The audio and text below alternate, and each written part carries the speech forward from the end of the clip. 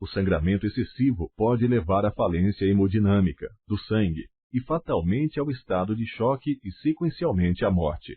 As hemorragias podem ser externas, fáceis de identificar, ou então internas, onde o sangue ocupa cavidades internas do corpo.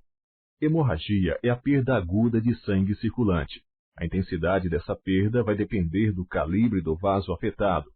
Na hemorragia arterial, o sangue é vermelho vivo e sai com maior pressão. Na hemorragia venosa, o sangue é vermelho escuro e sai com menor pressão. Na hemorragia capilar, o sangue sai em pequena quantidade.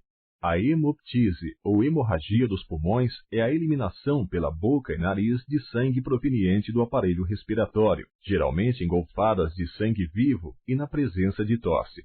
A ação imediata para socorrer o acidentado deve ser voltada para evitar que esse morra por asfixia. A hematemise, ou hemorragia do estômago, é a eliminação pela boca de sangue proveniente do aparelho digestivo, principalmente do estômago, geralmente na cor vermelho escuro e na presença de vômitos. A ação imediata para socorrer o acidentado deve ser voltada para evitar que este morra por asfixia e posteriormente resfriar a região externa do abdômen. O tratamento das hemorragias externas pode ser feito pelo tamponamento para pequenos cortes e perfurações, pela elevação dos membros, pelo pressionamento das artérias que irrigam o local e ou com o uso de curativos e ataduras.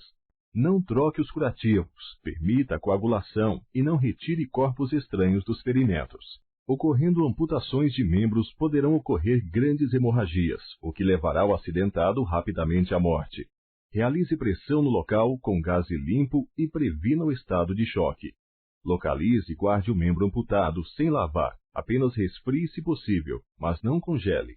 Estando a vítima consciente, faça perguntas para identificar problemas na coluna ou dor localizada. Veja se a vítima sente as pernas e braços. Estando a vítima inconsciente, trate-a como lesionada na coluna e verifique de imediato a pulsação e a respiração, movimentando-a o mínimo possível. Havendo no local alguém com conhecimentos suficientes para a ação, deverá de imediato iniciar a respiração artificial e ou a massagem cardíaca, caso necessário. É aconselhável que após a estabilização do pescoço na posição natural, com a ajuda de algumas pessoas, seja feita a lateralização do acidentado sem a movimentação da coluna, evitando assim o afogamento em líquidos e secreções do próprio corpo. Esta ação é realizada somente para acidentados que estejam respirando normalmente. É necessário que seja feita a exposição do corpo da vítima para a realização da verificação de traumas diversos, fraturas, escoriações, etc. Mas sempre tenha cuidado com a exposição excessiva das partes íntimas da mesma.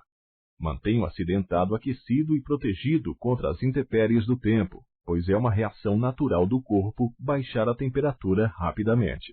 O suporte básico de vida deve ser constante até a chegada do socorro especializado, ou seja, devemos manter a vítima respirando, com pulsação, coração batendo e protegida contra o estado de choque.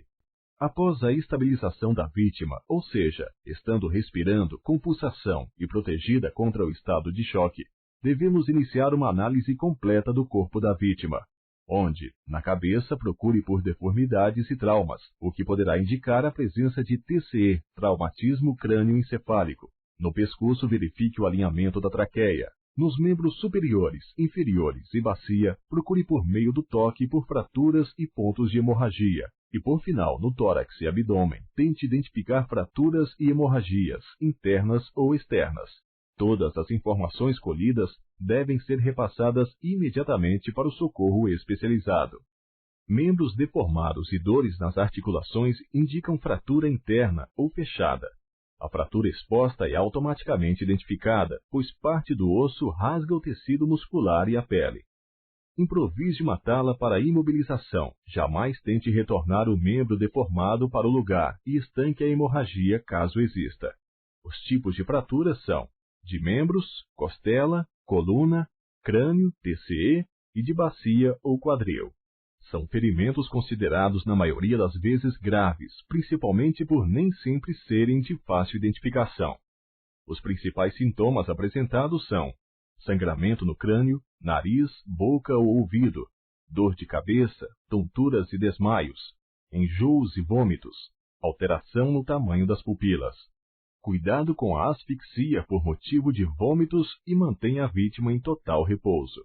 As queimaduras podem ser de primeiro grau, apenas vermelhidão, segundo grau, com bolhas, e terceiro grau, camada muscular atingida. Para seu tratamento, primeiramente combata o fogo e logo após mantenha o local resfriado com água limpa, umedecendo-o constantemente. Cuidado com a queimadura ocasionada por produtos químicos, pois em alguns casos a água potencializa a capacidade de corrosão do produto. Pequenas queimaduras atingem menos de 10% da área corpórea, já as grandes queimaduras atingem mais de 10% do corpo. Veja a tabela e saiba como calcular a porcentagem atingida pela queimadura em todo o corpo. São ainda queimaduras consideradas graves as ocasionadas por choque elétrico, as ocorridas na região do períneo, ou seja, próximo ao órgão sexual, ou ainda as que atingem as vias aéreas. No caso de ferimento no abdômen, não se deve tentar recolocar os órgãos expostos no lugar, mas sim cobri-los com uma compressa úmida e limpa. Em relação a ferimento aberto no tórax, deve-se vedar a entrada de ar usando, por exemplo, um pano, um plástico ou até mesmo a própria mão. Isso é importante, pois se houver entrada de ar, os pulmões podem se contrair e fechar. Outros tipos de lesões podem ocorrer com o acidentado, tais como o entorse, o qual é uma ruptura total ou parcial de ligamentos ou cápsula articular, a luxação, a qual é a separação total ou parcial de um osso da sua articulação, e por final a contusão, a qual é a lesão muscular causada por uma pancada sem rompimento da pele. Para o tratamento, use uma bandagem envolvendo os membros lesionados e imobilizando-os junto ao tronco, membro superior, ou faça uma bandagem uniforme do quadril até abaixo dos joelhos, membros inferiores.